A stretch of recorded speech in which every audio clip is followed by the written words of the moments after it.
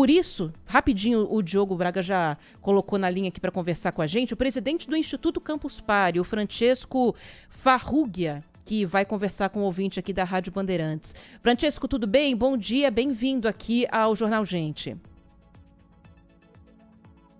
Sim. Oi, Francesco, tá ouvindo a gente? Estou ouvindo. Boa, bom dia, tudo certo por aí? Tudo certo, bom dia, Ana Cláudia, tudo bem? Tudo bem, tudo certinho também. Primeira coisa, conta pra gente como é que vão ser essas discussões nesse fórum de marco regulatório de inteligência artificial. Que tipo de profissional que vai falar? Como que vocês pretendem abordar o assunto? Ok, Ana Paula. La Campus Party, já entre 2010 e 2014, fez o Fórum de Regulamentação do Marco Civil da Internet. Y fue histórico porque Brasil fue el primer país en el mundo que tiene un marco regulatorio de los derechos civiles en la Internet. Y la Campus Party tuvo una participación muy importante porque unió a sociedad civil con todas las personas o personajes que estaban discutiendo ese tipo de regulamentación. Y ahora llegó un momento en que estamos en un momento histórico donde la inteligencia artificial es una grande revolución y se está discutiendo en todo el mundo la regulamentación de la aplicación de la inteligencia artificial. Y a Campus Party entendió que debíamos ser protagonistas nuevamente, colocando a sociedade civil junto com quem está discutindo a regulamentação para poder discutir a coisa melhor que se possa fazer, porque a inteligência artificial não só tem aspecto, como você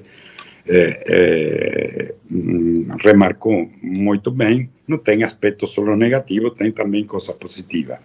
Então, se trata de encontrar um compromisso entre o que pode ser feito, o que tem que ser feito, para também não deter o desenvolvimento de startup, da empresa, da economia de um país em função do utilizo ou não da inteligência artificial. Agora, fazemos o primeiro fórum internacional que vai a comportar durante 3 anos 18 fóruns em 10 estados, onde vamos a discutir todo este tipo de coisas, porque hoje tem um projeto de lei, mas depois tem a discussão, as emendas, e depois tem a regulamentação desse marco regulatório, que vai levar muito tempo. Então, durante todo esse tempo, nós vamos a ter várias coisas dentro da Campus Party. Obviamente, vamos a ter palestras nacionais e internacionais, vamos a ter personagens importantes da China, da Europa, de Estados Unidos, de Brasil, de Latinoamérica, que vão dar palestras sobre o argumento. Depois vamos ter mesas de discussões, onde vamos a confrontar diferentes posições sobre como tem que ser regulamentada a inteligência artificial. E também vamos ter mesas redondas, onde se conversa com diversos personagens da indústria, da sociedade civil, da academia, universidades, institutos federais e gente da sociedade civil. Uhum. Também de governo, também parlamentares, também do poder judiciário, também do poder legislativo, que vão a intercambiar opiniões sobre como afrontar o tema. Além disso, vamos ter uma grande consulta popular, onde online e presencial, onde vamos pedir à sociedade civil que eles expressem qual é a opinião de qual é a inteligência artificial que acham que é a melhor para poder desenvolver. Uhum. E, por último, junto com o Instituto Capra, de Ricardo Capra, que é um dos cientistas de dados mais importantes do mundo, é brasileiro, vamos ter uma sala do futuro, onde pessoas representando a sociedade civil também vão discutir durante 2 ou 3 dias com dinâmicas de design thinking, de inteligência artificial e demais, para entender como a sociedade civil vê a inteligência artificial. Tudo isso depois vai ser resumido em um manifesto em cada campus party, e isso vai acontecer durante 3 anos, para que se leiam as conclusões a las que se chega em todo esse tipo de atividades. E esses manifestos vão ser enviados ao Poder Executivo, Legislativo e Judiciário para que seja tido em conta sobre a posição da sociedade civil em tudo isso. Francisco, bom dia. Bom dia. É muito importante que esse manifesto chegue ao poder público, ao Estado, ou seja, legislativo, judiciário, executivo, principalmente ao legislativo, porque muitas vezes as discussões parlamentares a respeito do assunto, elas são rasteiras, são vazias, são pueris, diante da complexidade do assunto. A inteligência artificial, ela abre N possibilidades, inclusive econômicas. Muitas empresas já lidam com o impacto da inteligência artificial, inclusive empresas financeiras e também empresas de produção. Discute-se, inclusive, qual o impacto disso na mão de obra, se vai produzir muito desemprego, o que infelizmente é uma possibilidade. E há a questão da relação dos indivíduos, né, com a inteligência artificial. Recentemente, a Meta ela foi advertida, multada, porque estava coletando e usando dados, não se sabe exatamente quais, em que proporção, de brasileiros para alimentar a inteligência artificial. Inclusive, não se sabe se crianças, por exemplo, tiveram dados recolhidos, que tipo de dados, como isso será utilizado. E, ao reclamar dessa advertência, da multa, a Meta disse que, na verdade, ela é a mais zelosa das empresas, que as outras fazem coisas ainda mais complicadas para os direitos, inclusive de privacidade dos cidadãos. Essa é uma questão chave, Francisco, ou seja, a liberdade do indivíduo, a privacidade do indivíduo e a imensa capacidade da inteligência artificial de furar as barreiras dessa privacidade e desses direitos? Agora, Cláudio, eu acho que você está colocando um tema muito importante. Primeiro, sobre o trabalho.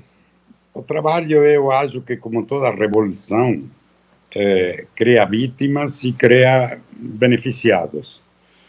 E as previsões é que não é esse o problema mais grave. O problema mais grave é preparar o pessoal para poder usar a inteligência artificial. Mas não é a inteligência artificial em si mesma que vai a criar um grande desequilíbrio entre os postos de trabalho que gera e os postos de trabalho que destrói. Não é esse o problema maior. O problema maior, em todo caso, é a educação que nós temos que adaptar para poder criar personagens que possam aproveitar das oportunidades de trabalho que oferece a inteligência artificial. O problema acho que é mais o segundo problema que você colocou, que as grandes empresas de inteligência artificial, como OpenAI, como Meta, como Microsoft, como, enfim, Google, que eles sostêm, como primeira coisa, que os dados que estão na internet são públicos. Então, isso cria vários problemas. O primeiro problema é um problema de privacidade, digamos. O segundo problema é de propriedade intelectual, porque se a BAN tem ou você, Cláudio, tem um artigo publicado na internet, não é que lo podem pegar e remanejar junto com outro artigo para poder fazer uma conclusão que depois é gerida por um algoritmo. Portanto, hoje não tem certeza de que essa informação que vai sair da inteligência artificial é 100% certa. E, então, a primeira coisa é, não se podem autorregular, porque o que falam Meta e todas estas grandes empresas é que eles se autorregulam, que não precisa de uma regulamentação, digamos, governativa ou legislativa ou da sociedade civil, sino que eles se autorregulam e que, em todo caso, a ameaça está em outros lugares, não na grande empresa. E isso cria também uma grande diferença com as oportunidades das startups. É dizer, nós temos startups, obviamente, que podem ser boas em Brasil como em qualquer outro país, que têm que competir com grandes monstros internacionais, com bilhões de dólares de investimento e demais. Então, isso por um lado. Por outro lado, nós temos outro problema que é a internet derrubou as fronteiras. Hoje, Twitter, Facebook, Instagram, não tem fronteira. YouTube não tem fronteira. Então, é uma coisa que tem que ser afrontada mundialmente. Por quê? Porque se você afronta solamente como Brasil, ou você fica fora de lo que é o andamento do mundo, ou você vai ter uma coisa que tem relativamente incidência, porque o tsunami mundial é tão grande que é difícil parar esse tsunami solamente desde um só país. Já há hoje alguns marcos regulatórios, tem em Europa, que foi feito por iniciativa de um parlamentar italiano, do Parlamento Europeu, que vai estar no fórum aqui em Brasil, e que entende uma visão que é a visão europeia. Tem uma visão norte-americana que é mais de atuar depois e não antes, é dizer, com multas ou com algum outro tipo de coisas, mas não antes. E depois você tem uma posição que é mais asiática, China e demais, que é controlar tudo de uma determinada maneira. Então, o que se trata é de encontrar um equilíbrio que tem que ser feito da mão de outros países, não se pode fazer só desde o Brasil, porque quando foi feito o marco de regulamentação dos direitos civis na internet, não existiam as multinacionais, não existia Google, não existia Apple, não existia Twitter, não existia nada de tudo isso. Então, hoje nós temos também esse elemento que cria outro tipo de dificuldades a encontrar a solução melhor. E a todo isto temos que sumar algumas outras coisas que são ameaças importantes, como são a integração da informação, a fake news. Outra coisa que temos que ver é, como você falou, os algoritmos trabalham sobre as crianças e adolescentes. E hoje temos uma ameaça muito importante que também são os jogos online, as apostas. Hoje se leva um dinheiro muito grande que é subtraído do mercado, da vida das pessoas, de uma maneira totalmente especulativa. Além de lo que você señalou, as questões da fintech, que podem manipular investimentos, valores de ações e demais. Então, é muito amplo e muito complexo o problema, e a Campos o que quer é dar visibilidade à sociedade civil para que possa se exprimir em tudo isso. Nós vamos ter o apoio de várias instituições, como a CGI, tanto é que o presidente de honra de todo este fórum é Demichenko, que Demi é o pai da internet no Brasil, é a pessoa e é membro do CGI, não sei se não é o presidente, que é o conselhão que controla, digamos, a internet. Então, o que se trata é, esse conselho está formado por la sociedad civil, donde está la industria, están las academias, la academia, está, todo el mundo está ahí dentro. Entonces, todo esto es para poder colocar un problema grande que tiene que ser resolvido de la mejor manera. Y no es una cosa que se va a resolver en una ley. Esto es lo que quiero dejar claro, que será un proceso de mucho tiempo, porque después los procesos parlamentares son muy longos y la inteligencia artificial viaja muy rápido. Entonces, nós tenemos que estar a la par de ese desenvolvimiento veloz con las actitudes que se tomen desde el punto de vista legislativo, ejecutivo o judiciario, porque si el poder legislativo no funciona, entra el judiciario a legislar. Entonces, también no puede romper los equilibrios institucionales, digamos. Entonces, es un problema muy complejo y que nos pegamos ese desafío como Campus Party. Te convido para participar, para ir a ver, porque é uma coisa muito bacana.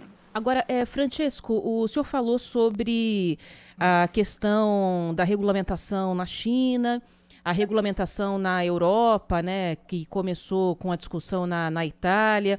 E eu queria saber do senhor o que já existe de experiência em regulamentação de inteligência artificial no mundo, que o senhor acha que se aplicaria ou não se aplica à realidade do Brasil. O que aqui a gente precisa fazer de diferente para discutir essa questão da inteligência artificial?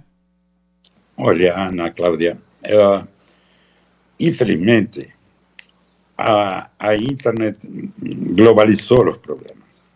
É decir, não é que você vai fazer uma lei especificamente para o Brasil.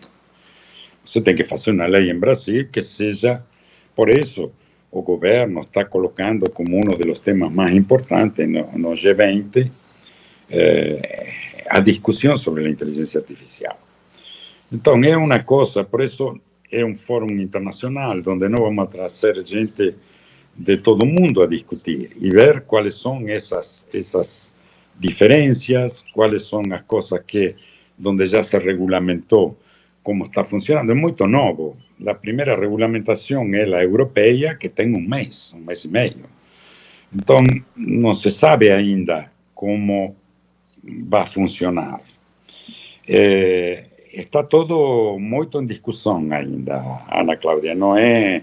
Ninguém tem, digamos, a verdade absoluta. Porque según con quien você fala, tem una parte da verdade. Entonces, lo que se trata ahora es de encontrar un equilibrio entre todo eso para poder hacer funcionar. Y donde, como bien señalaba Claudio, tem muchos aspectos. No es un único aspecto. Tem muchos aspectos que van a influir. De todas formas, quiero dejar claro una cosa. La inteligencia artificial es una cosa positiva, no es negativa. Siempre que se encontró una solución técnica, tecnológica, siempre el mundo se volvió.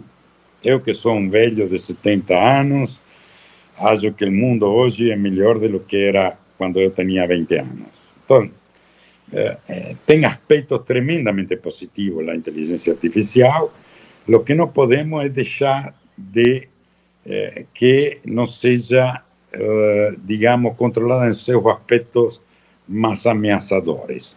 Mas a inteligência artificial é muito importante. Outra coisa que é muito importante de deixar claro é que hoje tem uma grande competitividade entre os operadores de inteligência artificial big, os grandes. Então, eles precisam jogar produto no mercado, como o ChatGPT, por exemplo, que não estão completos.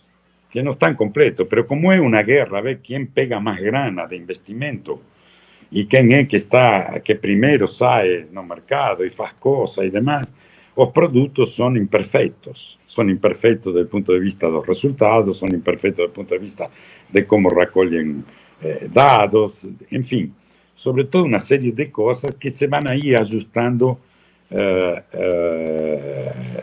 não digo sozinhos, mas que vão aí tomando, primeiro porque vão aí melhorando, e segundo porque vai haver alguém que vai dizer isso sim, isso não, isto pode, isto não pode, enfim.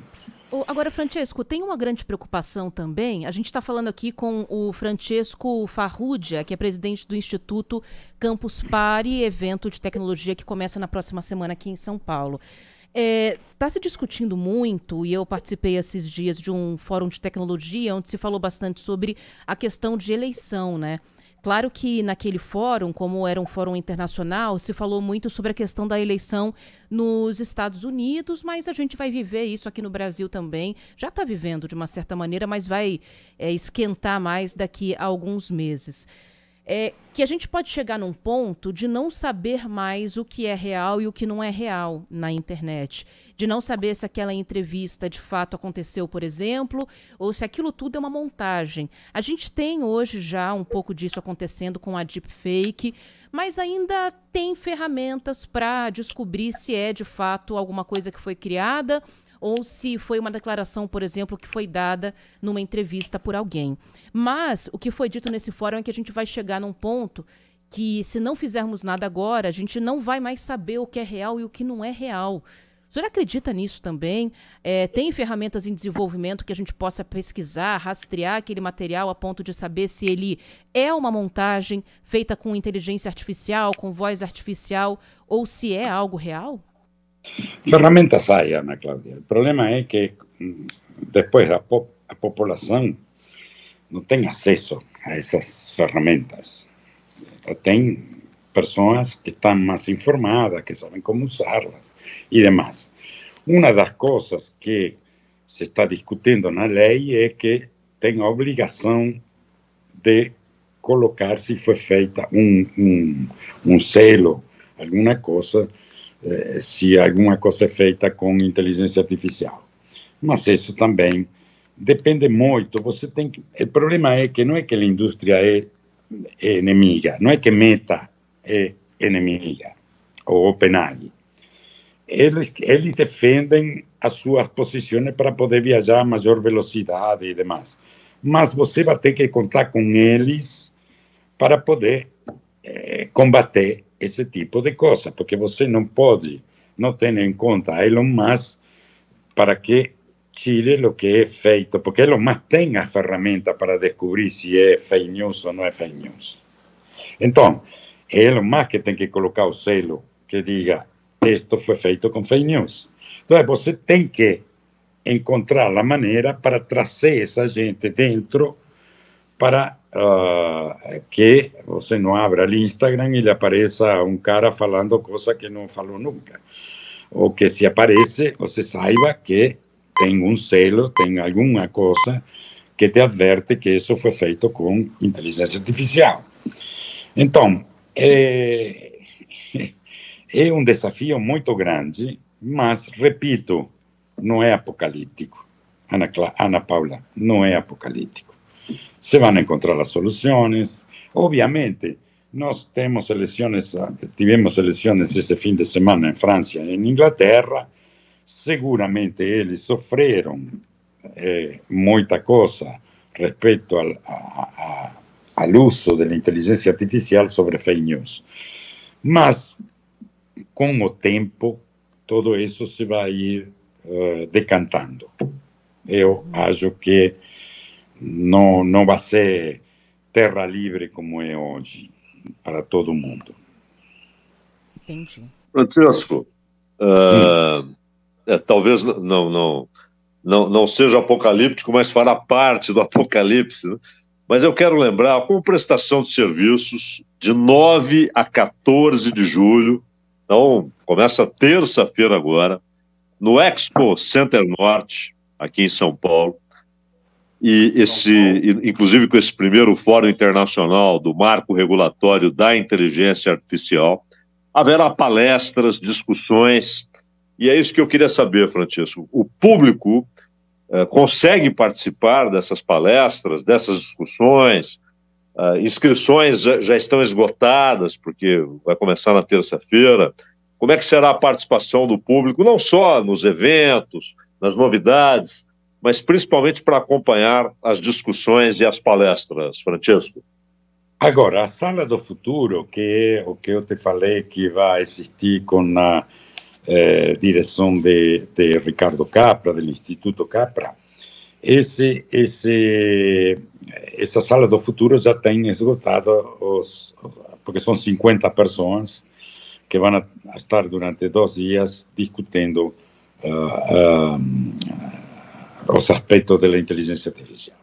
Mas o resto são palestras que são de livre e gratuito acesso, que pode participar as pessoas que queiram participar, palestras, mesa redonda, mesa de discussões, todo isso está aberto, e também a participação na consulta popular. Isso pode ser online ou presencial na Campus Party. Bom, perfeito. Eu só espero, Ana e Francesco, que de fato o poder público se utilize adequadamente, com agilidade, de tudo aquilo que vocês discutirão. Como você falou, um processo de pelo menos 3 anos, porque muitas vezes a reação do poder público às revoluções tecnológicas é uma reação paquidérmica, lenta, morosa, e com morosidade você não acompanha essa revolução, como diria o Trotsky, é permanente, né? Então, acho que é fundamental que nós tenhamos essa contribuição que vocês darão ao poder público, e que o poder público saiba usá-la, porque o poder público sozinho não conseguirá enfrentar essa questão, Francesco. É isso. Sim, porque são muitos interesses, e também não podemos delegar só ao poder público, a um parlamentar que resolve um problema tão complexo. Quer dizer, eu acho que é importante conscientizar a sociedade civil de qual é o problema, e que empoderar essa sociedade civil para que as coisas aconteçam, digamos, de uma maneira mais protetiva para a sociedade civil, que é depois a que, em fundo, porque a grande indústria, OpenAI, Meta, Zuckerberg, Elon Musk, toda esta gente tem grana, poder, não só econômico, tem poder de influenciar, de comunicar e demás, mientras que el João Neves não lo sei, uma cidade do interior do Brasil não tem nenhuma maneira de se defender, nem de participar. Então, nós temos que empoderar essa sociedade civil para que ela possa fazer pressão. E isso é o que estamos fazendo. Vamos ver o que acontece. Eu sou otimista por natureza, não sou pessimista. Eu acho que com alguns tropeços, com algumas, vamos a avançar para bem. Não, o problema é fazer alguma coisa, porque é verdade, as leis chegam tarde, mas quando chega uma lei, se aplica, depois tem uma modificação, depois tem outra, tem uma regulamentação, tem emenda. Então, chega um momento que depois se vai perfeccionando. Por outro lado, hoje é uma discussão política, não é uma discussão de regulamentação, é uma discussão política, tem posicionamento político que respondem a interesse econômico, a interesse político, e nós temos que esclarecer tudo isso para a sociedade civil, que seja, e para isso precisamos gente como vocês que participem, que sejam o altavoz de lo que acontece dentro da campus nesse aspecto, para poder promover e difundir o que pensa a sociedade civil. Bom, deixa eu agradecer ao Francesco Farrugia, presidente do Instituto Campus Party. Obrigada pelo seu tempo aqui, pelo longo tempo, para conversar com o ouvinte da Rádio Bandeirantes sobre esse assunto que é tão importante, né, da inteligência artificial. Obrigada, Francesco. Um bom fim de semana para o senhor. Também para você. Obrigado, Ana Paula, Cláudio, Lavan. Obrigadíssimo. Obrigada. Estão convidados.